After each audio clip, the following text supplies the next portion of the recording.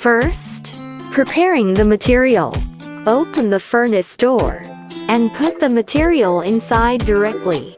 Second, fire the furnace and to make the charcoal. This step, there is the combustible gas to produce, and this gas can be sent to the bottom of the fire mouth to let the machine heat.